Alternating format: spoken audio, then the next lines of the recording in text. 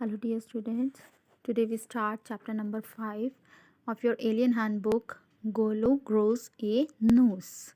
And this is a chapter about an elephant who has a bulgy nose, means who has no trunk at that time, but he has a bulgy nose. Like this, देखिए, it is shown in picture.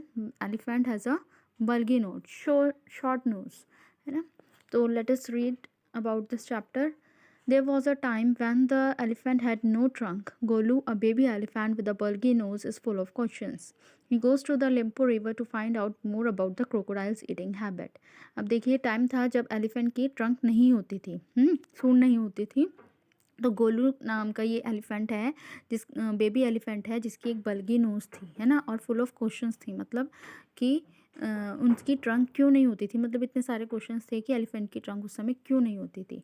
तो वो वहाँ लिम्पो river में गया ये जानने के लिए क्रोकोडाइल्स के ईटिंग हैबिट के बारे में, है ना.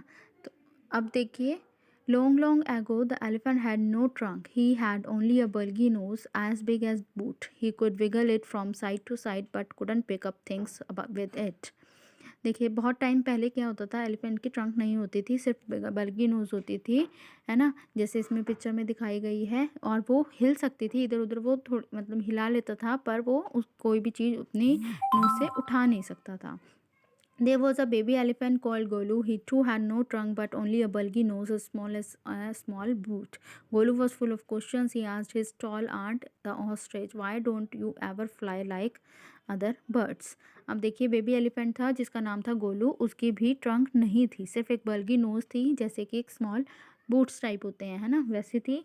अब वो बिल्कुल फुल ऑफ क्वेश्चंस थे. गोलू मतलब उसको काफ़ी सारे उसके मन में सवाल थे.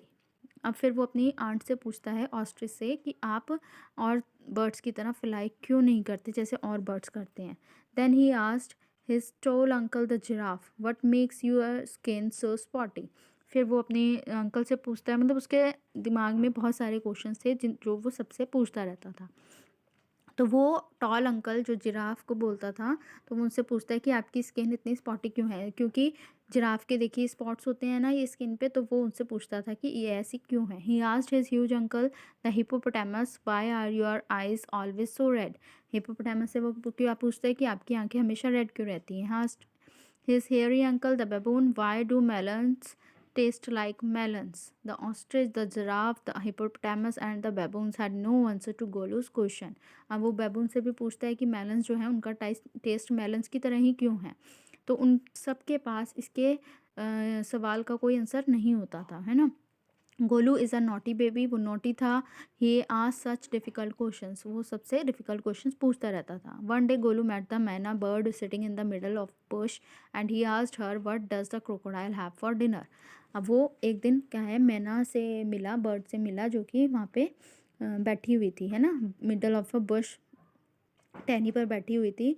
तो वो उससे पूछता है कि क्रोकोडाइल को आज क्या चाहिए डिनर के लिए. The myna said, go to the banks of the great grassy Limpopo river and find out. तो मैना कहती है कि तुम वहाँ मतलब जाओ, banks of the great grassy Limpopo river के पास जाओ, वहाँ तुम्हें पता चल जाएगा कि उनको क्या चाहिए. Golu went home. He took 100 sugar canes, 50 dozen bananas and 25 melons.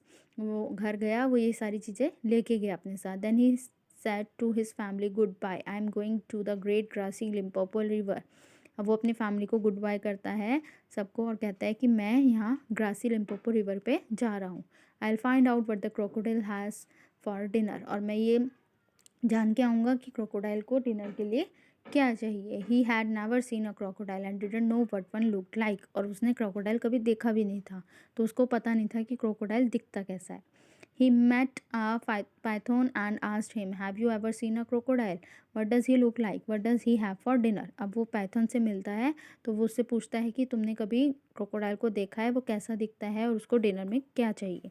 The python uncoiled himself from the branch of a tree but said nothing. जो पैथन था, ये इससे मिलता है ना, ये पूछ रहा है यहाँ पे कि तुम्हें पता है. तो पैथल जो था उसको कुछ मतलब इसके बारे में कुछ नहीं पता था, और वो वहाँ पे ब्रांच से क्या हुआ, लिपटा हुआ था, पर उसने कुछ भी बोला नहीं. Golu politely help him to coil around the branch again and said goodbye to him. Golu ने उसकी हेल्प करी और उसको गुड बाय कहकर निकल गया.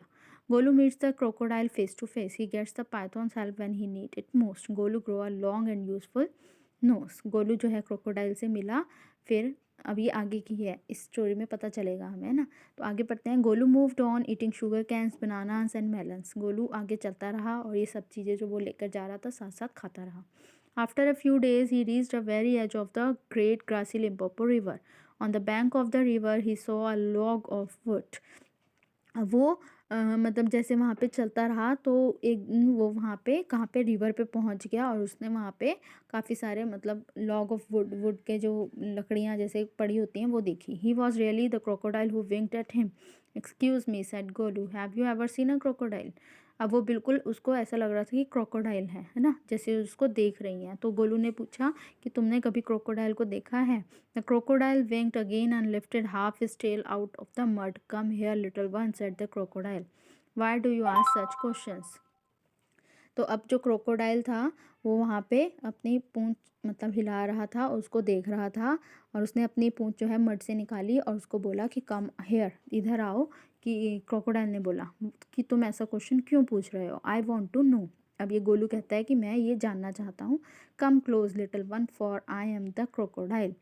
मतलब मेरे पास आओ कि मैं ही क्रोकोडाइल हूँ। And he shed crocodile tears to show it what quite true. Golu was afraid, but he sat down on the bank and said, "You are the very person I was looking for."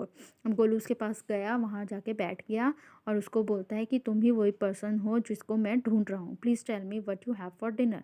अब मुझे बताओ कि तुम dinner में क्या खाते हो। Come here little one, I will whisper the answer to you, said the crocodile. अब वो उसको बुलाता है, वो कहता है मैं तुम्हें बताऊंगा। Golu put his head down close to the crocodile snout and crocodile got him by the knows.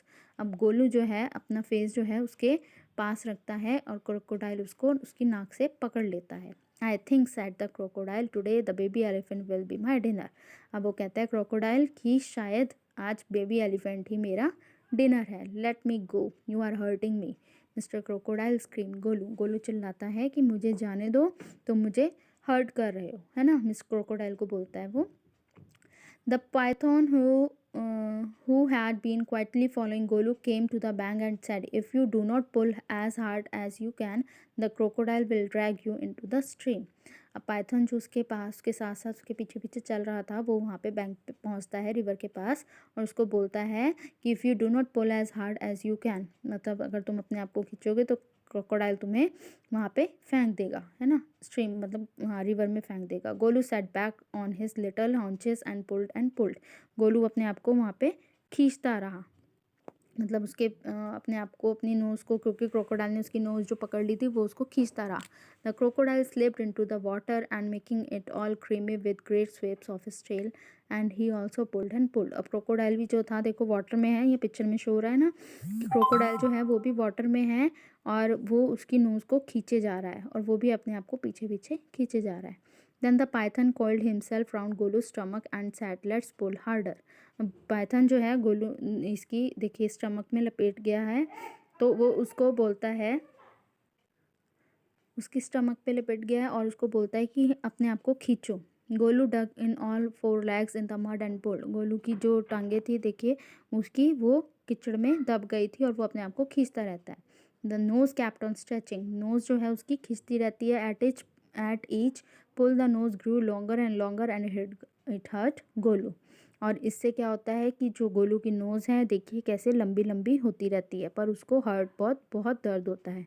The nose was now 5 feet long but it was free at last.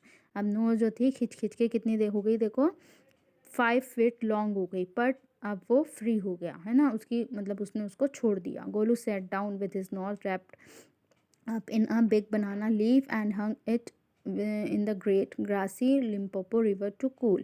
अब गोलू जो है वहाँ बैठ जाता है और उसको अपनी नोज़ को ये बनाना लीफ से लपेट लेता है ना, और वहाँ पे उसको पानी के पास बैठ के उसको ठंडा करता है उसको, क्योंकि चोट लग जाती है। Golu sat there for 2 days waiting for his nose to cool and to shrink. अब गोलू वहाँ बैठ के 2 दिन तक इंतज़ार करता है कि उसकी नोज़ जो है वहाँ पे ठंडी हो जाए और वो श्रिंक हो जाए। It grew cool but it didn't shrink. अब वो ठंडी तो हो गई पर क्या है वहाँ पे श्रिंक नहीं हुई वापस, है ना। At the end of the second day a fly came and stung Golu on the shoulder. Golu lifted his long nose and with it hit the fly dead. अब सेकेंड डे के एंड में जो fly वहाँ पे आई, उसने गोलू को क्या अपने शोल्डर पे मतलब स्टंग हैंग किया, है ना, और गोलू ने अपनी नोज़ को क्या किया, ट्रंक को ऐसे हिलाया. Advantage number 1, his the python, you couldn't have done it with a small nose, try and eat a little now. अब गोलू जो पाइथन था उसने उसको एडवांटेज बताया कि तुम्हारे को देखो अब लंबी नाक का क्या फ़ायदा हो गया है कि तुम इसको छोटी नाक से मतलब खा नहीं सकते थे, है ना, यू स्मॉल नोज से कुछ भी ऐसा कर नहीं सकते थे. Try and eat a little now, अब इसको खाने की कोशिश करो. Golu put out his trunk and plucked a large bundle of grass. अब गोलू अपनी ट्रंक आगे करता है और वो ग्रास को ऐसे अपने ट्रंक से खींच लेता है. He dusted it against his four legs and stuffed it into mouth. और फिर वहाँ से खींच के ग्रास को अपने मुंह के, अपनी सूंड से, ट्रंक से अपने मुंह के अंदर कर लेता है. Advantage number 2, his the python. अब उसको पाइथन जो है दूसरा एडवांटेज बताता है. You couldn't have done it with a small nose, do you think the sun is too hot now, कि तुम इसको अपनी छोटी नोज से नहीं कर सकते थे. अब तुम्हें दिख रहा है कि जो है सन जो है बहुत ही गर्म है, मतलब इस समय बहुत ही गर्मी है. Golu scooped up some mud from the bank and slapped it on his head. Golu जो है अपने आप को अपनी ट्रंक से क्या करता है, मड में मतलब अपनी ट्रंक से मड लगा लेता है अपने ऊपर, है ना, अपने हेड के ऊपर. Advantage number 3, his the python, you couldn't have done it with small nose. अब जो पाइथन है उसको थर्ड एडवांटेज बताता है. Thank you mister python, said Golu gratefully, I will remember all this and now I will go back to my family. अब उसको Python को वो थैंक यू करता है गोलू और कहता है कि मैं ये सारी बातें याद रखूँगा और अब मैं अपनी फैमिली के पास वापस जा रहा हूँ. ठीक है, तो देखिए ये स्टोरी है एलिफेंट की कि कैसे उसकी ट्रंक जो है वो पहले कितनी छोटी थी और किस तरीके से उसकी ट्रंक जो है वो अब लंबी हो गई है, और इस लंबी मतलब लॉन्ग ट्रंक से उसको क्या क्या एडवांटेजेस हैं, क्या क्या फ़ायदे हैं, वो भी उसको अब पता चल गए हैं. ठीक है, तो ये आपका चैप्टर नंबर है 5th, चैप्टर नंबर 5th है. ठीक है, गोलू ग्रोज ए नोज. ठीक है, ओके, थैंक यू.